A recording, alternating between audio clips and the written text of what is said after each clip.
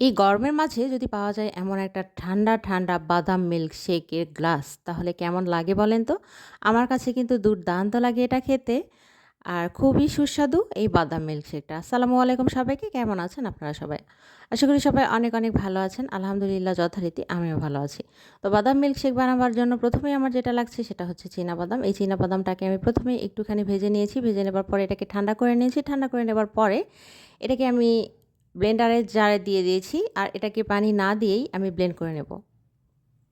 তো ঢাকনাটা লাগিয়ে বেশ কিছুক্ষণ ধরে আমি এটাকে মিহি একদম মিহি ব্লেন্ড করে নিয়েছি। কেননা এটাকে দানা দানা রাখবো না। যেহেতু এটা মিল্কশেক বা শরবত সেহেতু আমি এটাকে একদমই দানাদার রাখবো না। এটাকে মিহিভাবে ব্লেন্ড করে নিয়েছি। নেবার পরে এটাকে এটা দেখছিলাম যে একটা ঘন একটা টেক্সচার চলে এসেছিলো। আমি কিন্তু এটাতে কোনো পানি এড করিনি। তারপরে এটা একটু ঝরঝরে ছিল না, এরকম একটা টেক্সচার হয়েছিল। তো তারপরে এখানে আমি পানি এড করে দিলাম যে পানি এড খুব বেশি পানি এড করব না। পানি এড করে দেওয়ার পরে আবারও এটাকে ব্লেন্ড করে নিয়েছিলাম। ব্লেন্ড করে নেওয়ার পরে সুন্দর একটা দুধের মতো টেক্সচার চলে এসেছিলো। একদম মনে হচ্ছিলো যেন দুধ। এই যে এই টেক্সচারটা আমার চলে এসেছিলো আর এটার সাথে আমি কিন্তু আরও কিছু অ্যাড করব। শরবতটা কিন্তু এখনও শেষ হয়ে যায়নি। আর এই টেক্সচারটা আমি দিয়ে দিলাম আমার সেই শরবতের গ্লাসে। এই যে এটাতে আমি ঢেলে নিলাম। ঢেলে নেওয়ার পরে এটাতে আমি আরও কিছু জিনিস অ্যাড করব যেটা এটাকে আরও বেশি সুস্বাদু বানাবে আর খেতে অনেক বেশি ভালো লাগবে। আর গরমকালে যেটা কিনা আমাদের শরীরের জন্য বেশ উপকারী। দিয়ে দিলাম চিনি পরিমাণ মতো চিনি দিয়ে দিলাম। আর সেই সাথে আরেকটা জিনিস লাগবে, সেটা হচ্ছে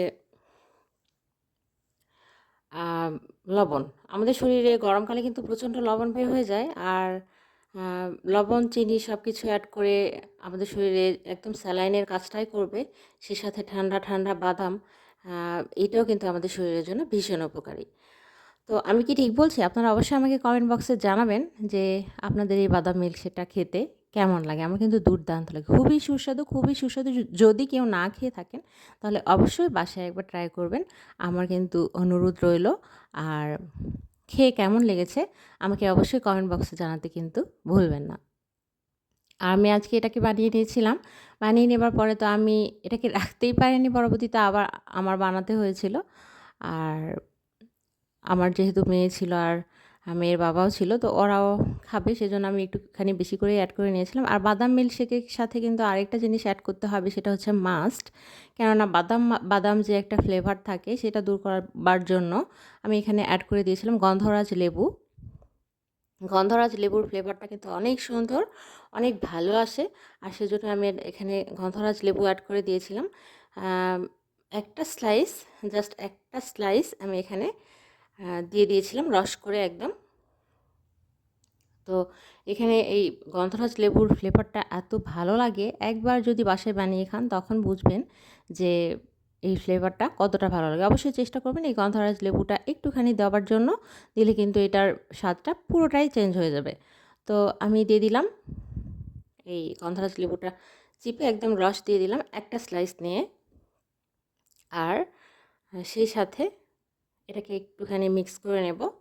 মিক্স করে নেবার পরে আরেকটা জিনিস অ্যাড করব, সেটা হচ্ছে ওই যে বলেছিলাম প্রথমেই যে এটার সাথে লবণ আর চিনি একসাথে অ্যাড করে নেব। তো আমি 1 পিঞ্চ সল্ট দিয়ে দিলাম। আর দিয়ে দেওয়ার পরে এটাকে আবারও নাড়িয়ে নেব সুন্দরভাবে। তো সুন্দরভাবে নাড়িয়ে নেবার পরে আর এখানে কিন্তু শরবতটা শেষ হয়ে যায়নি। এটাকে আবার ফ্রিজে রেখে ঠান্ডা, ঠান্ডা একদম বরফ কিউব সহযোগে পরিবেশন করতে হবে। আর এটা কিন্তু সত্যিই খেতে অসাধারণ। আজকের মতো এই পর্যন্ত। বিদায় সবাইকে। শুভরাত্রি। আমাকে জানাতে ভুলবেন না কেমন হয়েছিল।